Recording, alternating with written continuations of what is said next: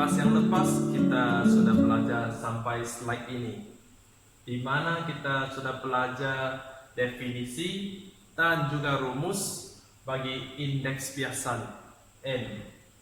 Oke, definisi ini ayatnya kau boleh hafal juga mengikut rumus, yaitu indeks biasan ialah nisbah laju cahaya dalam vacuum kepada laju cahaya dalam medium.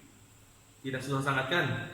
Oke, mari kita lihat contoh pengiraan bagi rumus ini. Oke, kita cari indeks biasan bagi air. Di sini kita ada dua medium, yaitu udara yang kurang tumpat dan air yang lebih tumpat dari segi ketumpatan optik. Oke, sinar cahaya bergerak dari udara masuk ke dalam air, di mana kita sentiasa perlu tukis garis normal pada titik di mana sinar tuju masuk ke medium seterusnya. Oke, dari medium kurang tumpat masuk ke medium lebih tumpat, cahayanya akan terbias mendekati normal. Oke, ini kena hafalkan bila dia mendekati, bila dia menjauhi. Sekarang dia mendekati normal seperti ini. Seperti saya pernah ajar, cahaya itu boleh mengalami pembiasan sebab ada perubahan hal laju cahaya. Di sini soalan boleh beri nilai-nilai ini. Laju cahaya dalam udara 3/10⁸ meter per saat. Laju cahaya dalam air juga diberi seperti ini. Oke, dengan nilai-nilai ini diberi, bagaimana kita menentukan indeks biasan bagi medium air? Yaitu kita guna rumus tadi, yaitu N sama dengan C per V.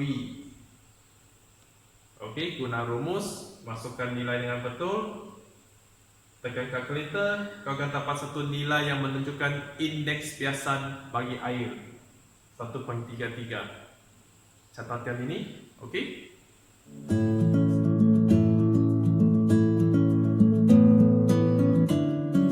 Seterusnya kita akan belajar hukum Snell.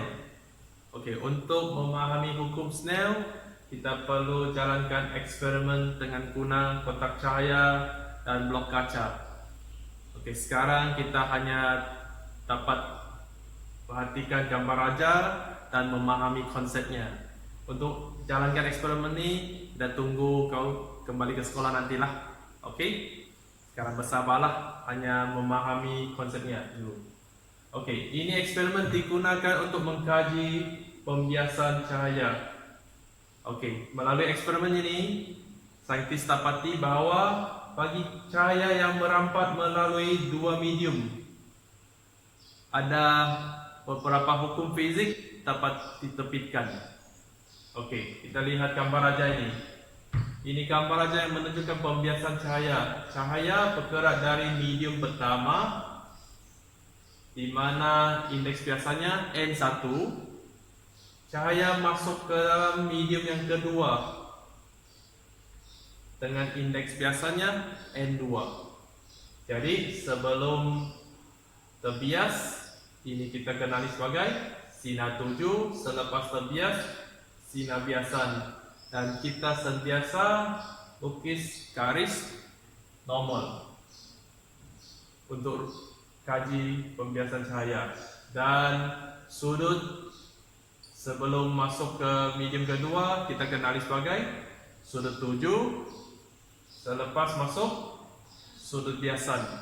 Oke, istilah-istilah ini fahami dan cuba hafal.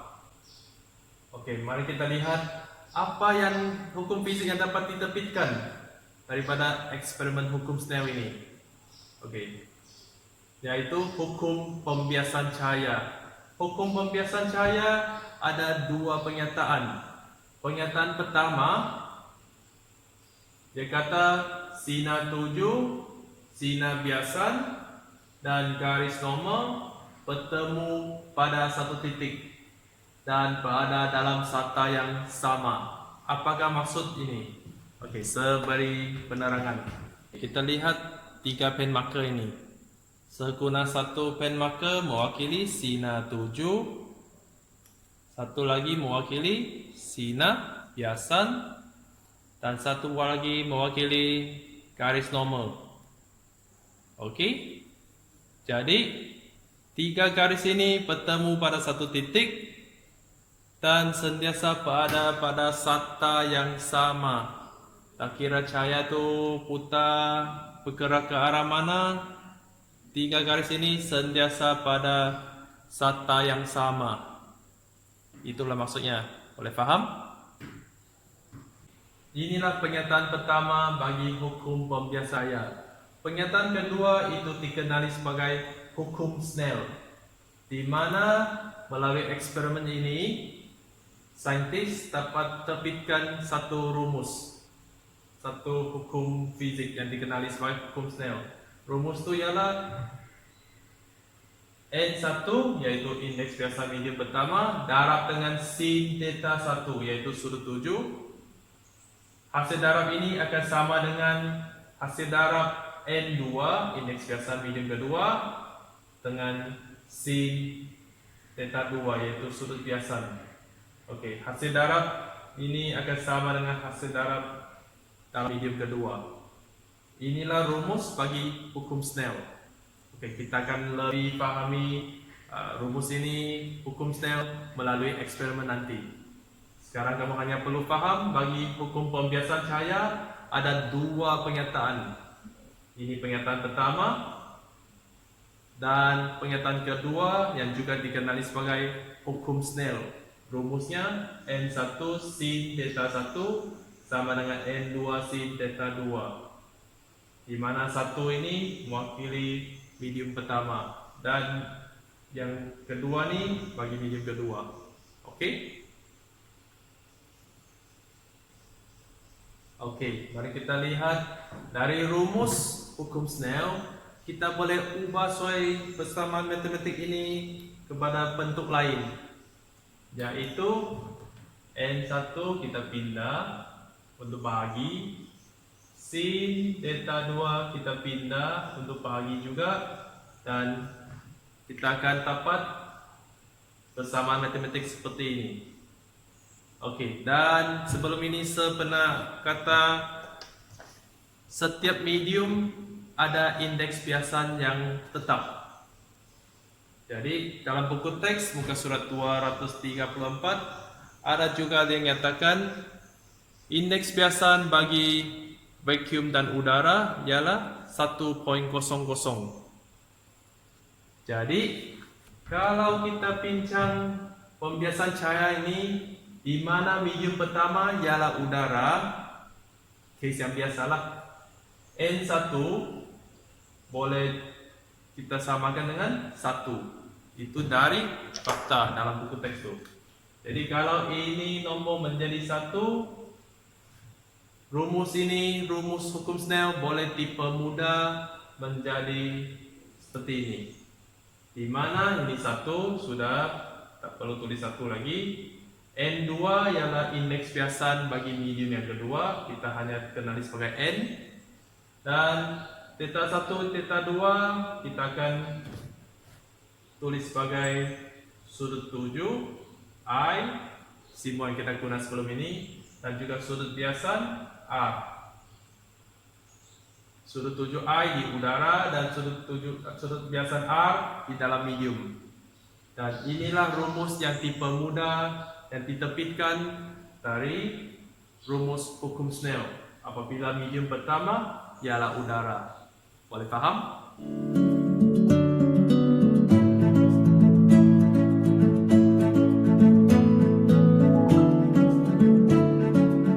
Kita sudah belajar tentang definisi indeks biasan, di mana definisi itu memberi kita satu rumus, yaitu indeks biasan sama dengan nisbah laju cahaya dalam vacuum kepada laju cahaya dalam medium. Daripada eksperimen hukum Snell, kita juga dapat satu lagi rumus yang membolehkan kita tentukan indeks biasan, yaitu N Indeks biasan bagi satu medium sama dengan sin sudut 7 bahagi sin sudut biasan. Oke, jadi kita sekarang ada dua rumus bagi indeks biasan n. Sekarang mari kita kaji rumus yang ketiga, yaitu indeks biasan sama dengan dalam nyata per dalam ketara. Mari kita kaji apakah maksud dalam nyata dan dalam ketara. Oke, bagi dalam nyata dan dalam ketara, kita bincang dengan situasi yang mudah inilah. Oke, ada seorang yang memerhatikan ikan di dalam kolam. Oke, kalau orang ini melihat ikan, sekarang kita ada dua medium, di mana medium udara adalah medium yang kurang tumpat dan medium air adalah medium yang lebih tumpat. Sekarang cahaya bergerak dari ikan ke arah pemerhati, sebab pemerhati itu yang dapat melihat ikan. Dan bila sinar cahaya bergerak dari objek ikan ini ke permukaan air, pada titik ini kita lukis garis normal. Dan cahaya bergerak dari medium lebih tumpat ke medium kurang tumpat, apa akan terjadi? Sinar cahaya akan terbias menjauhi normal. Ini kena hafalah. Oke. Ini laluan asal, menjauhi normal maksudnya dia lebih jauh dari garis normal seperti ini. Oke, cahaya terbias macam ini, tapi pada pandangan pemerhati itu secara lurus dia akan dapat melihat ikan pada kedudukan yang berbeza. Di sinilah terbentuk image ikan. Kita lihat di sini ada dua kedalaman. Satu ialah dari permukaan air ke objek, itu kita kenali sebagai dalam nyata, guna simbol H besar. Dan dari permukaan air ke image ikan, itu ialah dalam ketara, simbol H kecil. Kesannya ikan itu akan kelihatan lebih cetek, lebih dekat ke permukaan air pada mata pemerhati. Oke?